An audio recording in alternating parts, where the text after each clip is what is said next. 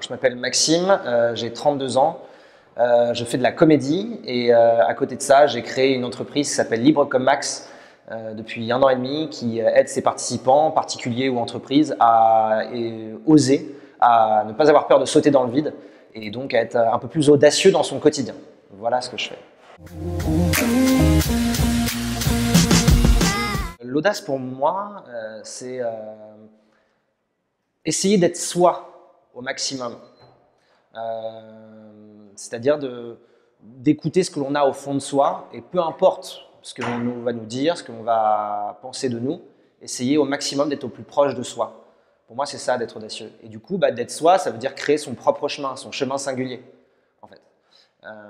J'utilise souvent une petite métaphore qui est une personne, un skieur qui est en haut d'une montagne sur laquelle il y a de la poudreuse. Et en fait, vous pouvez soit aller dans ces chemins-là, donc voilà, soit vous décidez d'aller créer votre propre trace. Donc c'est beaucoup plus flippant parce que vous n'avez jamais vu de trace en fait, de ski, mais au fond de vous, vous avez envie d'utiliser ça. Donc en fait, c'est notamment créer sa propre trace, mais pour créer sa propre trace, il faut accepter de ne pas savoir où l'on va. Parce que si on va sur les traces d'une personne, c'est-à-dire que quelqu'un est déjà passé là et on sait à peu près où ça va. Être audacieux, c'est donc aussi accepter de ne pas forcément savoir. Donc je pense que l'audace, c'est aussi aimer l'incertitude. Donc pour résumer, l'audace, pour moi, c'est accepter d'être soi, essayer de tout faire pour être soi, au fond de soi. Et la deuxième chose, c'est pour cela, il faut accepter d'être dans l'incertitude, accepter d'aimer le doute. Et dans la vie professionnelle, pour moi, c'est primordial parce que sinon, ça va créer des frustrations. On va plus faire des choses dans sa vie pro par rapport à un regard de l'autre, un regard de son patron. On va faire des choses qu'on attend de nous, mais du coup, ça ne va pas créer du tout d'épanouissement personnel. Et je pense que dans la vie professionnelle, c'est aussi quelque chose de très personnel. Du coup, pour moi, être audacieux dans la vie professionnelle, ça permet de se découvrir soi d'un point de vue aussi personnel. C'est pour ça que pour moi, c'est fondamental l'audace dans la vie pro. C'est qu'il n'y a que toi qui va faire quelque chose, quoi. Et ne fais pas un truc parce qu'on t'a dit de le faire. Fais-le parce qu'au fond de toi, tu as envie de le faire, même si personne ne l'a fait. Et même si personne n'y croit. Et c'est pour ça que ça va être intéressant dans la vie professionnelle. Voilà.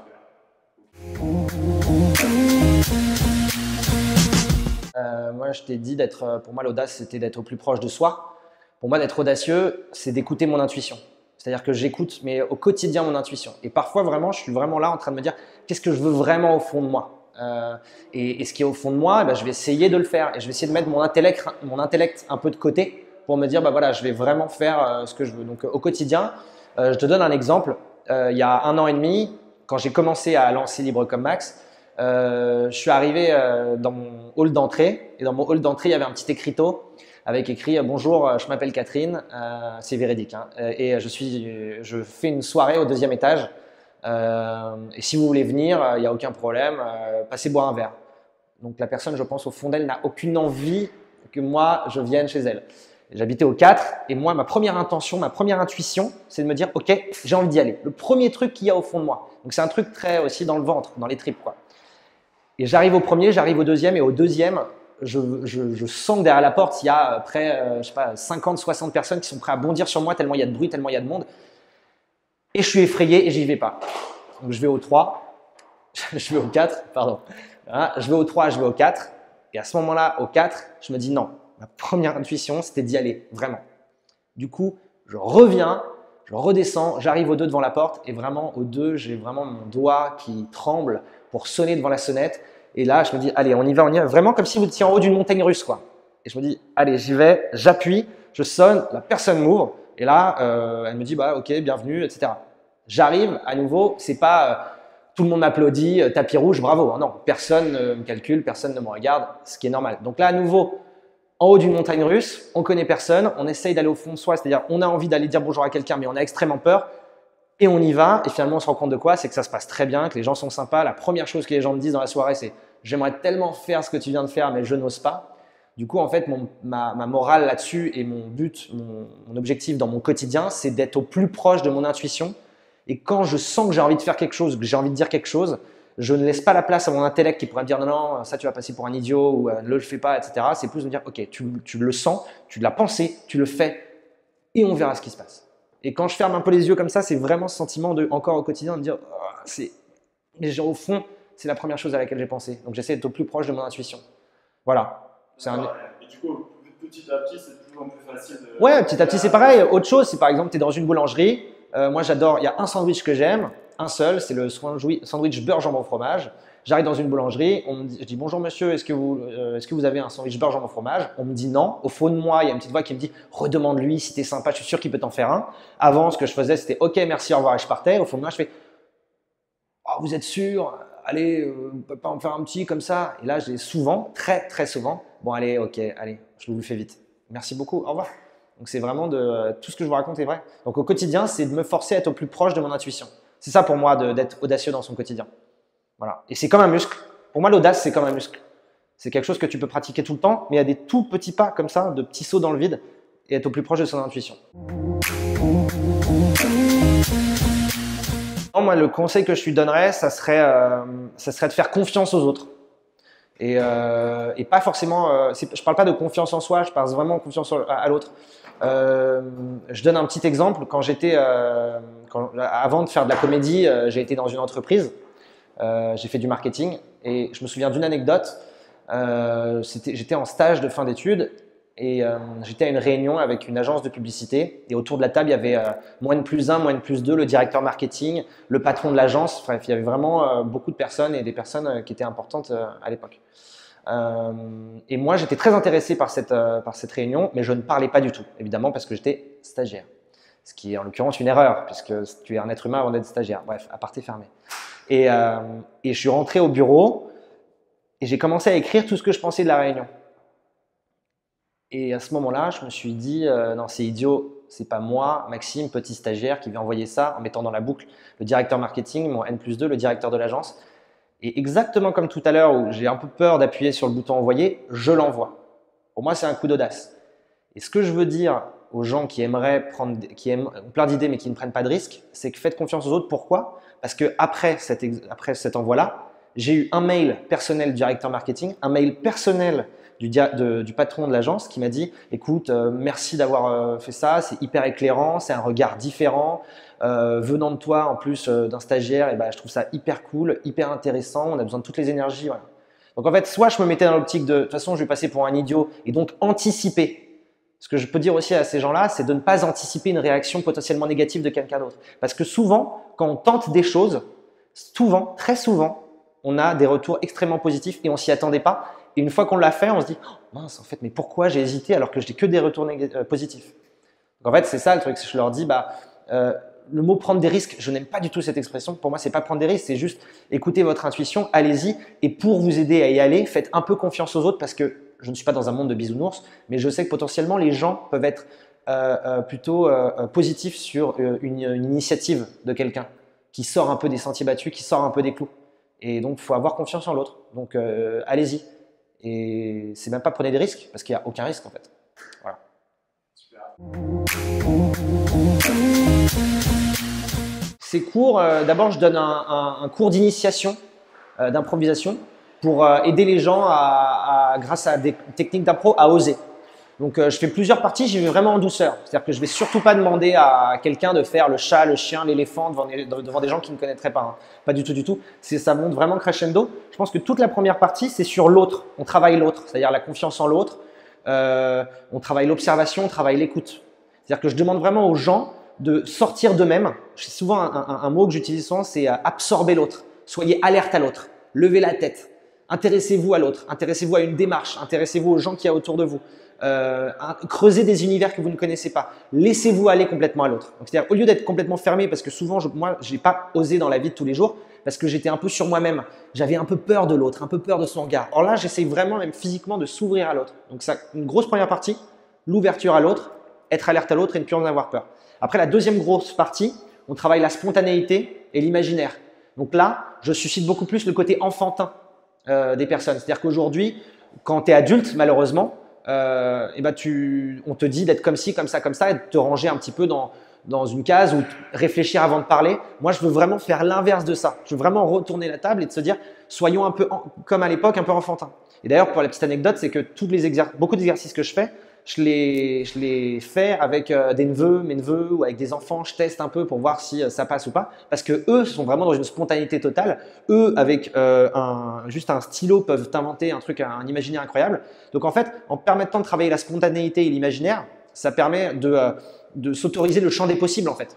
Et s'autoriser de dire tout est possible. Vous pouvez raconter le plus de conneries possible. C'est un peu un laboratoire un peu pour ressusciter son âme d'enfant et de réveiller cette âme d'enfant-là. Et donc désinhiber un peu tous les codes sociaux, les normes qui nous chapeautent en fait.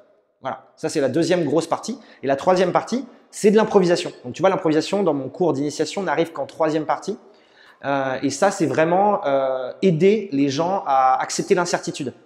C'est-à-dire que ce qui est incroyable dans l'improvisation, c'est que tu acceptes de ne pas savoir. Tu acceptes d'y aller même si tu n'es pas sûr des résultats. Tu acceptes d'aller sur un chemin qui était ton idée de base et finalement de laisser de côté ton idée de base pour aller travailler avec l'idée de l'autre. Donc en fait, tu vois qu'à deux, tu vas beaucoup plus loin et d'un. Et deux, ça permet aussi de mettre un petit peu son ego de côté en fait. Parce que l'impro, c'est une générosité incroyable puisque c'est du développement à 2, à 3, à 4. Et quand tu as une idée et que l'idée de l'autre est meilleure, tu es obligé d'accepter, d'écraser la tienne et aller dans celle de l'autre.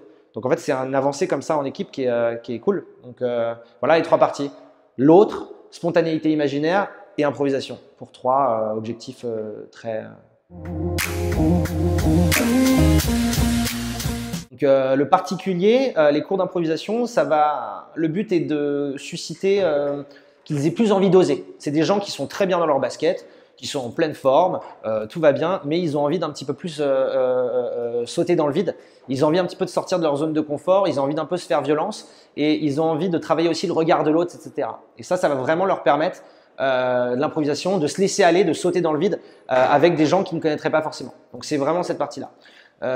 Et pour les particuliers, les gens ont 25, 30, 50, 60 ans, il n'y a pas d'âge, il n'y a pas de problème. Bien au contraire, je trouve que les mélanges de genre est magnifique et d'âge. Pour les entreprises, le but c'est vraiment, il y en a deux. Le deuxième, je vais commencer par le deuxième, c'est avant tout du rassemblement, de faire tomber les masques en fait. Pourquoi je fais ça? Parce que moi souvent quand j'étais en entreprise, j'ai fait des séminaires et je me sentais souvent encore épié par mes managers. C'est-à-dire que c'était un peu des séminaires déguisés, je me sentais encore évalué. Dans ce séminaire, il faut qu'il soit marrant et sympa, qu'il se couche tard mais qu'il se bourre pas la gueule, parce que s'il se couche tôt, ça veut dire qu'il n'est pas corporate. S'il se couche trop tard et qu'il se bourre la gueule, ça veut dire que le mec en fait trop, un juste milieu. Je me sentais complètement épié. Et moi, mon but, c'est vraiment de rassembler grâce à l'improvisation, que ce soit des managers, des N-1, des N+3, parce que quand on fait de l'impro, on est tous à la même enseigne en fait, et les masques tombent. Moi, mon objectif avec les entreprises, c'est que les masques tombent et de voir son collaborateur de façon autre. Et quand tu mets un peu ton âme sur la table, que tu sois directeur marketing ou stagiaire du stagiaire, tu es à la même personne, tu es à la même égalité. Et ça, c'est mon vrai objectif. Le premier objectif, c'est surtout de susciter l'audace des collaborateurs. C'est-à-dire grâce à 3 heures, parce que je fais des séances de 3 heures, une journée, de 2 jours à Paris ou en province. L'idée, c'est de se dire qu'est-ce qui fait que je vais sauter dans le vide? Qu'est-ce qui fait que je vais oser répondre à une question en réunion? Qu'est-ce qui fait que j'avais cette idée en tête à proposer à mon manager, mais j'y arrivais pas? Qu'est-ce qui fait qu'aujourd'hui, donc qui est ma définition de l'audace, dans mon entreprise, avec mon groupe, je vais essayer de faire exactement ce que j'ai au fond de moi, même si je pense que l'ensemble de mes collaborateurs seraient contre. Donc c'est ça aussi. Grâce à les techniques d'impro, comme tu es un peu sur le qui-vive, tu es un petit peu sur la corde raide tout le temps, tu vas quand même t'apprendre à dire ok, foutu pour foutu, entre guillemets, j'y vais et je fais vraiment ce que j'ai au fond de moi. Et ça, une fois qu'on a appris ça, dans un cadre complètement extérieur à l'entreprise, on essaye après de le synthétiser et de dire comment on le fait pour le faire au sein de l'entreprise dans ton quotidien en fait. Voilà, donc 2 objectifs, 1, susciter l'audace des collaborateurs et 2, surtout, rassembler ses collaborateurs et faire tomber les masques pour être vraiment au même niveau et être un peu plus soif à son collaborateur. Voilà.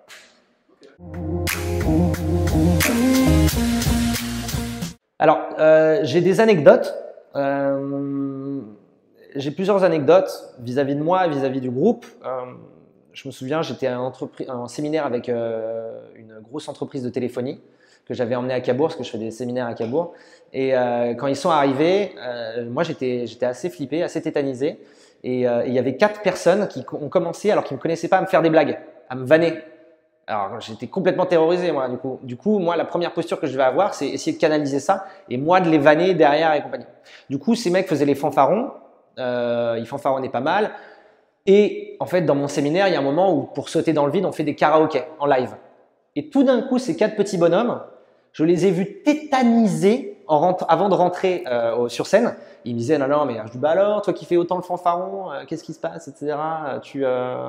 Bref, tu veux pas y aller? Et là, ils m'ont dit, non, moi je peux pas faire ça, j'ose pas, j'ai peur du regard de l'autre, etc. Donc, c'est pas une anecdote croustillante ou marrante, mais c'est juste pour vous dire que on peut se sentir très à l'aise dans quelque chose comme de l'impro et finalement être tétanisé pour prendre le micro, pour pouvoir chanter face à ses collaborateurs. Et c'est là où le travail se fait. C'est vraiment d'y aller quand même et affronter sa peur et oser et ne plus avoir peur du regard de l'autre. Après, des choses un petit peu plus où moi j'ai été surpris, c'est moi j'ai vu des managers pleurer à la fin du séminaire de 2 jours. Alors ils géraient 15 personnes. En face d'eux, ils avaient 15 collaborateurs. Et vraiment, moi, je ne l'ai pas vu arriver en pleurant, en disant, je me dis, mais à la fin en off, mais pourquoi tu pleurais? Et ils m'ont dit, parce que j'ai mis mes tripes sur la table, j'ai mis un peu mon âme sur la table et j'ai été moi-même face à mes collaborateurs, j'ai un peu lâché les chevaux, alors qu'à l'habitude, je manage ces 15 personnes-là. Et là, je suis complètement senti pris par l'émotion parce que j'ai mis mon être à nu devant tout le monde. Donc pour moi, c'est une autre anecdote qui m'a moins drôle, entre guillemets, mais plutôt émouvante parce que je m'y attendais pas du tout. Et voilà, donc en fait, peu importe la situation, tu vois que tu es assez surpris des réactions humaines des gens. En fait, moi, ce que j'aime dans ces trucs-là, dans ces séminaires-là, c'est que c'est hyper humain et qu'à un moment, tu triches plus, quoi. Tu n'as plus de posture d'N+1, N-1.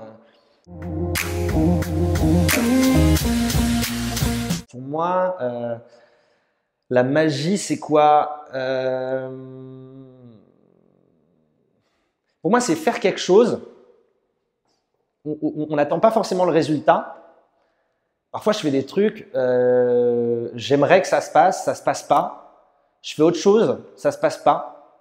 Je fais encore autre chose, ça se passe pas. Et il y a un moment, tout se fait en même temps d'un coup. Et en fait, ce côté un peu, vous voyez, je fais instinctivement, je fais ce truc-là. Mais c'est parce que, en fait, je me rends compte que la magie, c'est évidemment pas un truc comme ça qui se fait d'un coup de baguette magique. C'est plus, ça se crée. Et ça se sème, mais ça arrive quand on s'y attend le moins.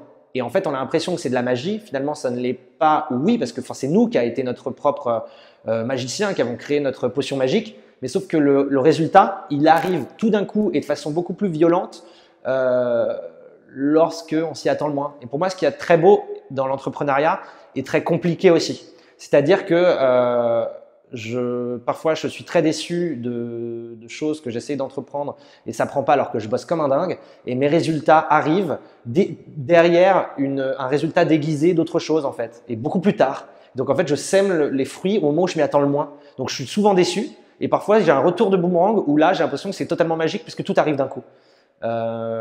Et pour ça, c'est avant tout parce que j'ai essayé de semer des choses. Voilà. Donc je conseille à tout le monde, et ça ce n'est pas forcément une question, mais je tenais à le dire, c'est n'essayez pas d'avoir votre point B. N'essayez pas forcément n'ayez pas pour objectif un point B, parce que sinon vous allez focaliser sur le point B et vous allez toujours être frustré, déçu, etc. Soyez beaucoup plus dans l'action, dans le faire, dans le moment, et vous allez semer, comme vous allez faire des choses, vous ne savez pas trop où vous allez aller, et puis après, tout d'un coup ça va arriver, vous allez prendre le rétro, regarder dans le rétro, et vous allez dire, ah oui, mais en fait quand j'ai fait ça, c'est normal que ça arrive. En fait, le point B, vous le prenez quand il arrive. Et n'ayez pas toujours ce truc en tête de point B. Soyez plus dans le chemin que dans le point B. C'est un truc très classique, mais moi, ça m'aide énormément à pouvoir me dire, OK, je fais ça, on verra. Je fais ça, on verra. Mais toujours dans le moment. Voilà. C'est une autre réponse. Mais voilà, je vais me dire ça. Voilà. Alors, vous pouvez me retrouver sur le site librecommax.com. Donc, vous allez comprendre en quoi on peut faire de l'audace son quotidien. Et vous pouvez me retrouver aussi sur les réseaux sociaux, donc toujours Libre comme Max, qui est le nom de ma société. Voilà, donc je vous invite tous chaudement à oser l'improvisation, oser sauter dans le vide avec des gens que vous ne connaîtriez pas forcément grâce à Libre comme Max. Voilà.